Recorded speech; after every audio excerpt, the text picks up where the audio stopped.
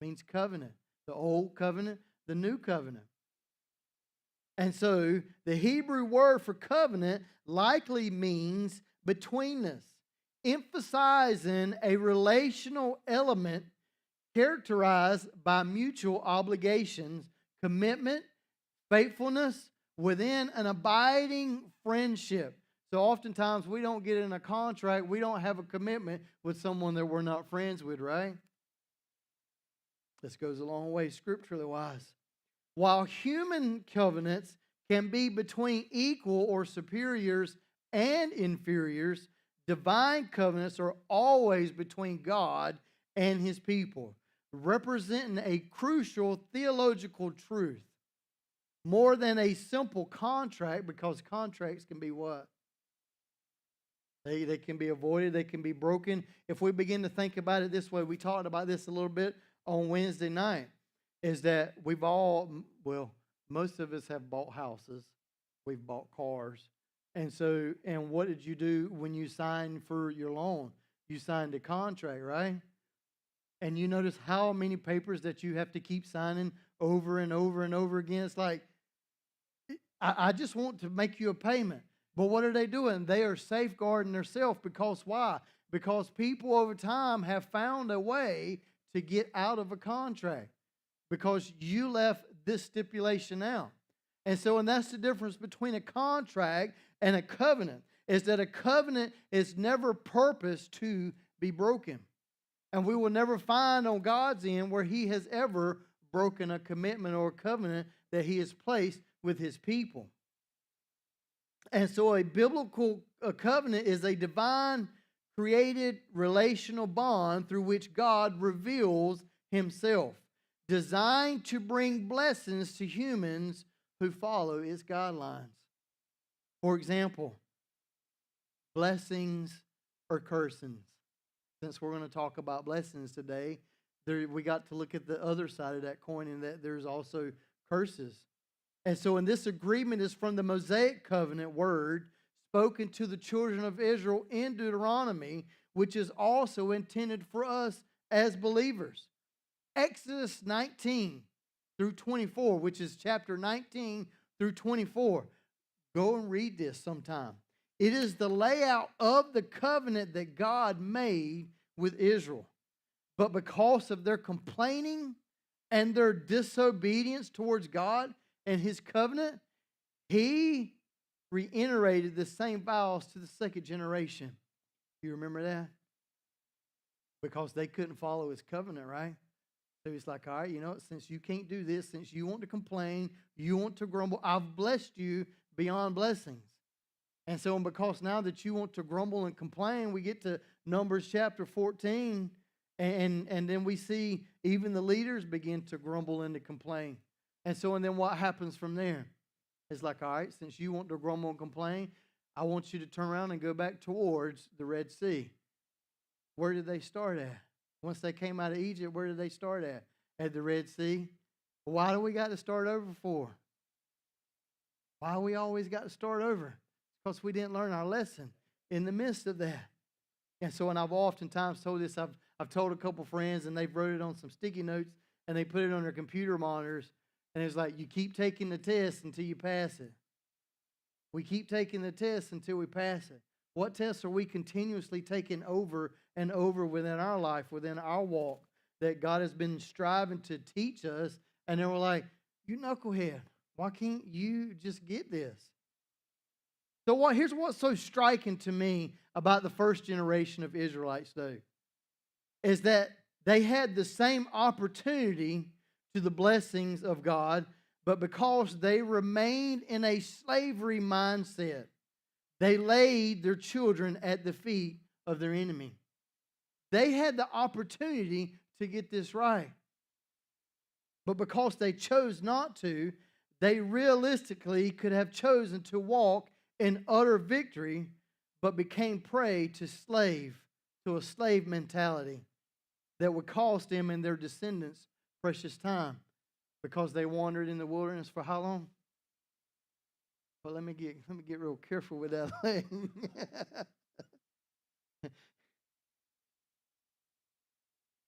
They wandered around for 40 years.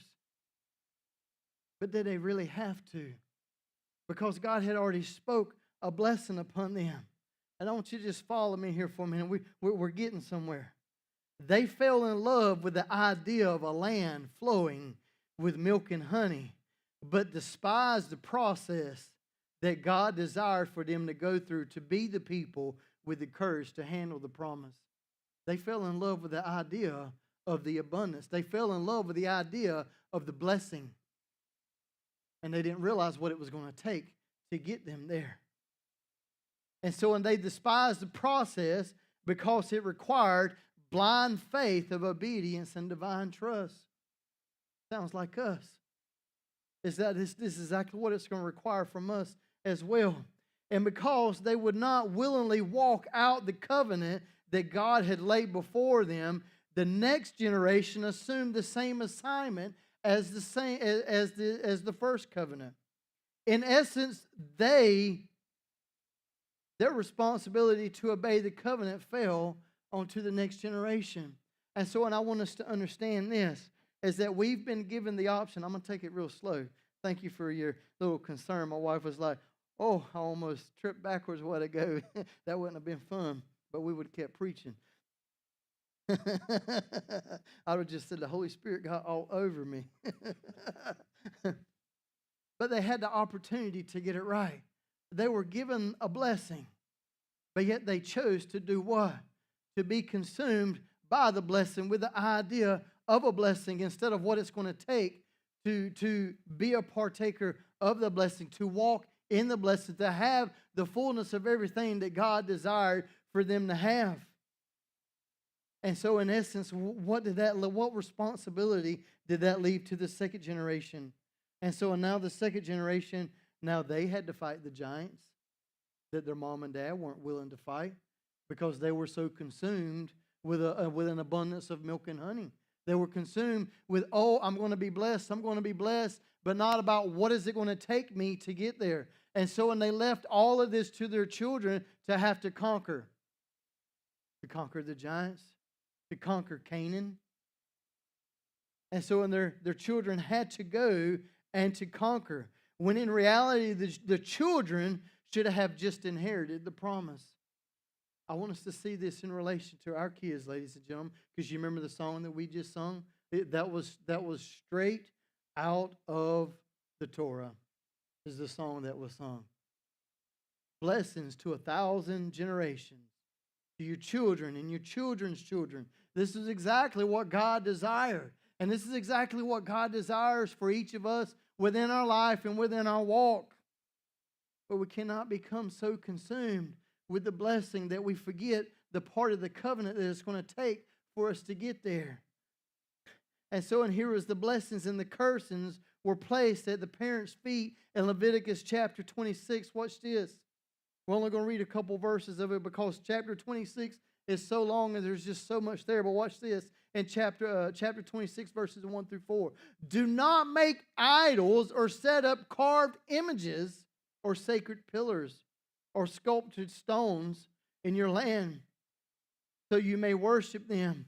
I am the Lord your God. You must keep the Sabbath day of rest and show reverence for my sanctuary. I am the Lord. Notice verse 3 here. Notice the condition to the covenant.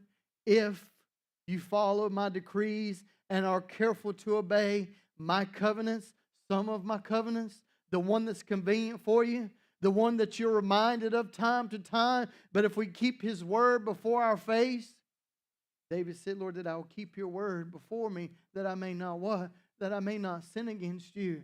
That means we have to keep this in the forefront of our heart in every aspect of our life.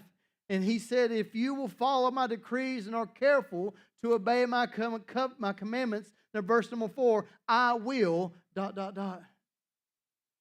I will. There was only the one condition, is if you do this, I will do this. I will do this. But however, watch this in verse number 14. However, if you do not listen to me or obey some of my commandments, speak to us this morning, Lord. all of my commandments. And if you break my covenant by rejecting my decrees, treating, he even explained this, treating my regulations with contempt. Wow. Dishonorable. To treat it as just as though it's common. He continues in verse 16. He said, I will punish you. You know, I don't know about you, ladies and gentlemen, but I don't want to face God in that reference, because he is a God of love, but oftentimes we don't hear about the God that's preached that's just. He is just. Justice is his. It's not that he was sending us to hell. We're already on our way to hell. He's saving us from hell. So notice how the blessings of the covenant is conditional, ladies and gentlemen. If you will, then I will. Have we ever made that bargain with somebody before? If you will, I will. You notice how I'm going to tell on myself here a little bit, my love. You know that in the past couple of days after my hip surgery, my hip replacement, I said, baby, remember you said for better or for worse, in sickness and health, to death, do his part. And so, and that was a covenant that my wife made with me that I have to remind her, no. But it was a reminder for myself that she's gone above and beyond these past couple of days. Even when it goes to putting on my socks and my pants, and I ain't wearing regular socks. I'm wearing compression socks that come all the way up to my knees. So they're a struggle to get on. And then so she twisted my leg this morning. I said, oh, baby, that hurts. She was just making sure that I was still good to go this morning. And so in the condition of God, the upholding his part of the covenant was upon the contingency of them fully obeying his commandments and decrees. Not some, but all.